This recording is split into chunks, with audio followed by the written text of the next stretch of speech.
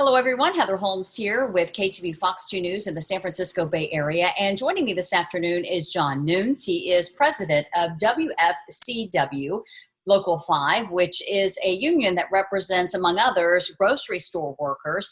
John, thank you so much for being here this afternoon. You're welcome. Thank you.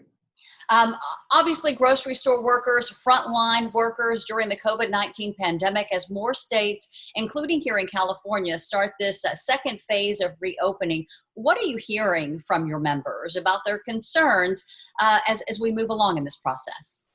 They've had ongoing concerns from the beginning of the pandemic, and they were initially, they still are designated as essential employees. So they have a lot of interactions with the customers in the stores. It could be up to 300 to 400 customers a day. So a lot of them have concerns of contracting the virus.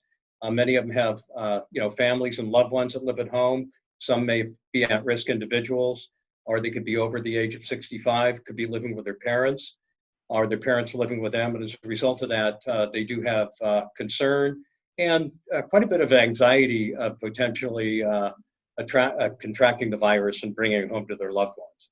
What about the proper safety equipment?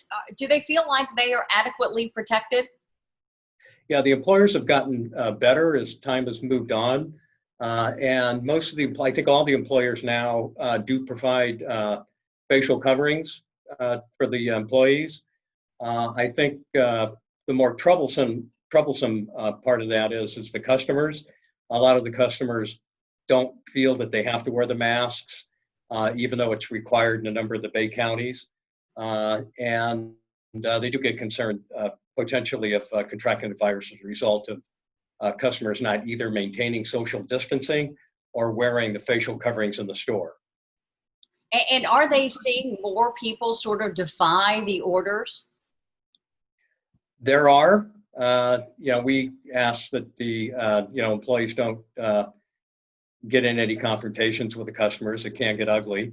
But a number of the customers, I do get reports, I get email from our members saying that, there's more and more customers that are coming into the stores without facial coverings, and it's not being enforced by the employer, by the companies. And your thoughts on that? Do you think that the companies, the employers should in fact step up and make sure that facial coverings are required?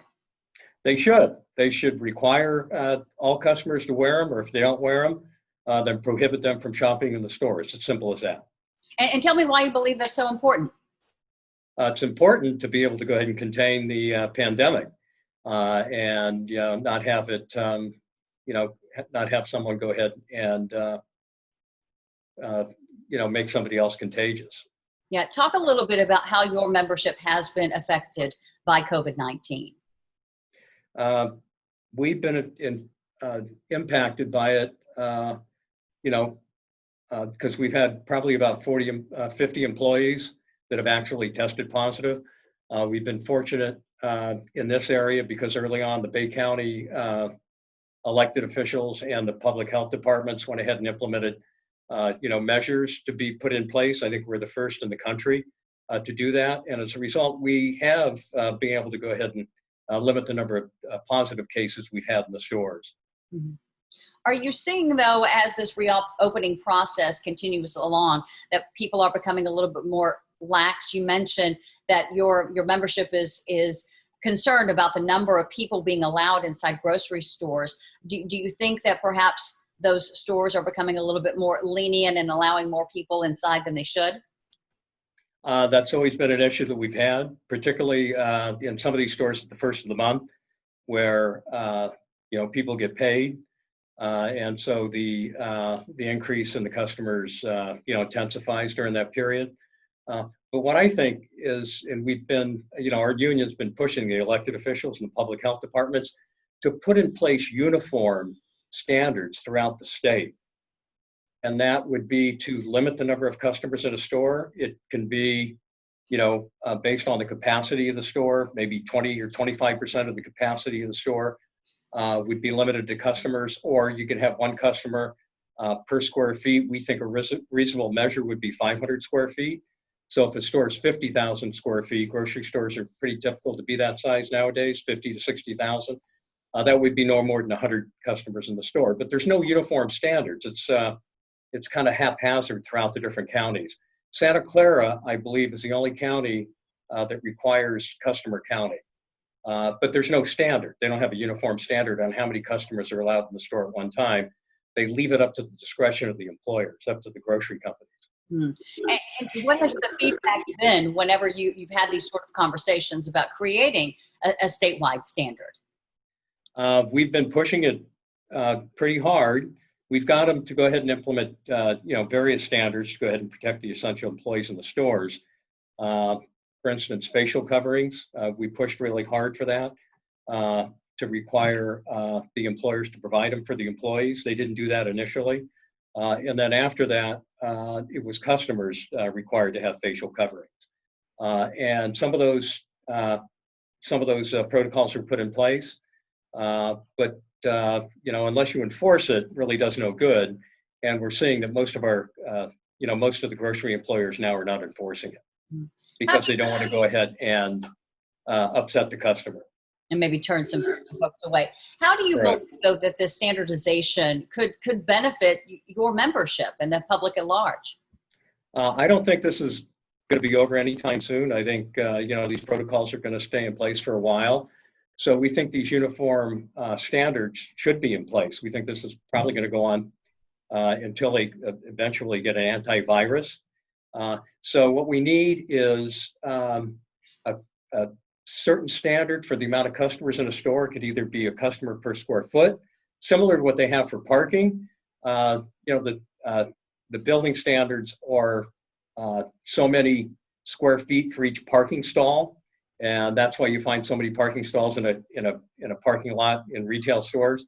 So something similar now for the customers, so many square feet per customer. In addition to that, the uniform standards throughout the store where customers need to wear facial coverings.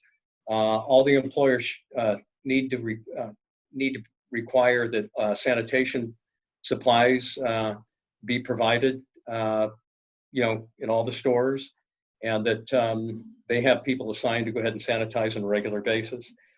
And most importantly, when there is a employee that tests positive, the store should be closed down for a period of time to be able to completely sanitize them, and all the employees should be tested on site before anybody can be allowed to come back to work.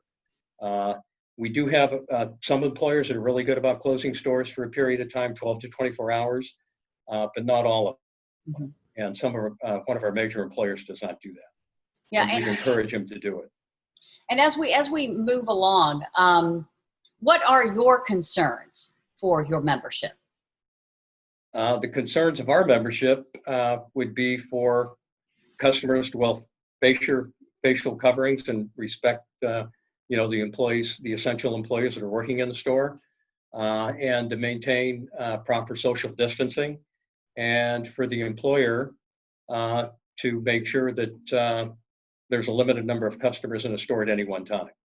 And to those who are watching this, who may be planning on going to the store or just wrapped up a trip to the grocery store, sort of your message to folks when it comes to the jobs that these essential workers are doing right now? I think, they've really stepped up to the plate, and, they provided, essential products for customers during this very difficult and stressful time. To have respect for the essential workers that work in the store, and keep the social distancing, and make sure you wear facial coverings when you go in. Are you concerned at all that some of your employees may refuse to go back to work if customers don't comply? Yeah, they do have a real concern regarding that. And some actually just have a concern about contracting the pandemic themselves, and they have stayed off work. We have not received any objections from the employers. They just take a leave of absence and they're off work. And then, John, my final question, what do you make, though, of all of these sort of heartwarming gestures for grocery store workers that we've really seen, not only here in the Bay Area, but across the country, this sort of expression of gratitude for what they're doing? How does that make them feel? I think, if you congratulate them and thank them, essential workers, and putting food on the family's table, that they can acknowledge them for the good work they've done. Remember, they've been at risk just like healthcare workers have, and throughout the country, we think there's about 100 grocery workers that have died as a result of contracting the virus, potentially contracting the virus while working. All right. And Well, John, we'll be following the news to see if there is, in fact, this standardization for entering grocery stores and for what customers should do. In the meantime, please, you and all of your membership stay safe. We appreciate you coming on. all right, thank you, Heather.